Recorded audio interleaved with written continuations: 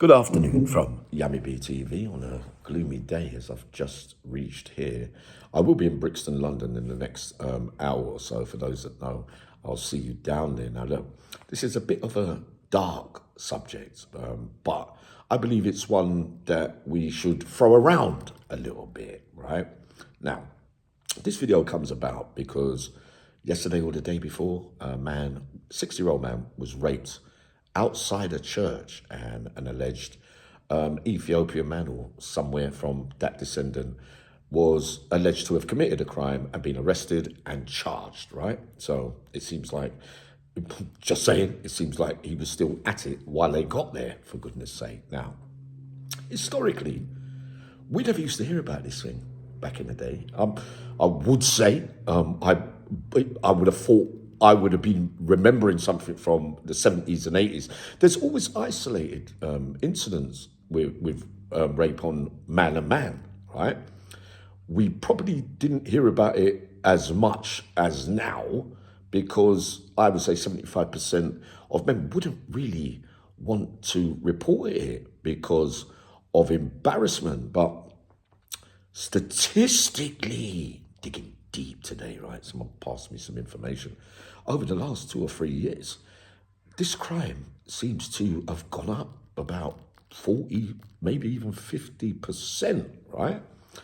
And I'm not saying that none of the men found guilty or charged and whatever didn't have English names, right? So just saying that, for instance. Now, if people are immigrants, asylum seekers that we take in, because in a lot of those countries that are talked about where we accept people, not all, their countries are very dead against men being gay, committing such heinous crimes in those countries, beheaded, chopped up, stoned to death, whatever way you want to say it. So sometimes those men, before they get caught, could, leg it on the grounds that they're going to get killed and whatnot, and we might take them in.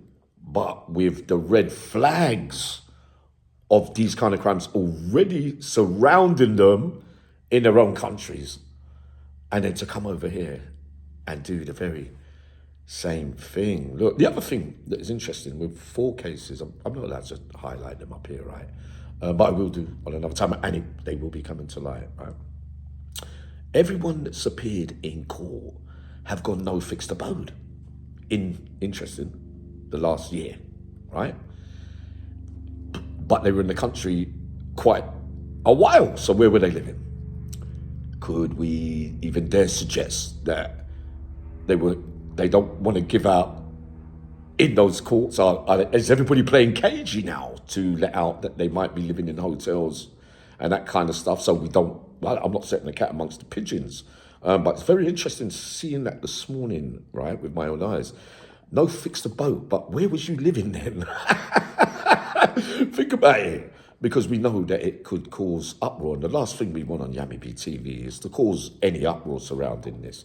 And I mean, the arguments that are taking place at the moment, and they're very, very strong, and it's been coming for a long, long time, that a lot of our women and children are not safe, not just safe.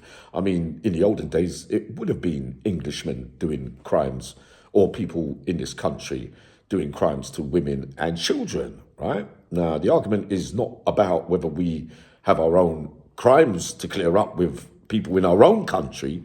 The argument is, do we have to take on everybody else's baggage to take on that in our own country when there is risk and red flags with some, not all. Remember, these are a lot of isolated. It just comes to light when something like this, like it happened the other day, when it comes to light, and then we feel that it could have been prevented then. I mean, it's not like it can be prevented if it's, the local sex offender in our own towns and cities. You can't be, because it happens. But the prevention is often better than the cure or the solution. Don't lose your track here, Yummy. But interesting, no fixed abode. abode.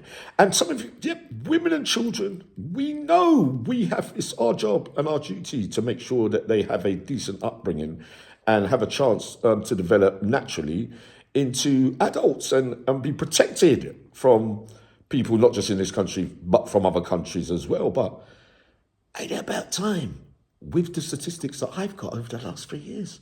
Surely some of us men, I'm just saying, that most of the victims that I've seen this morning on paper were Englishmen getting raped by another man.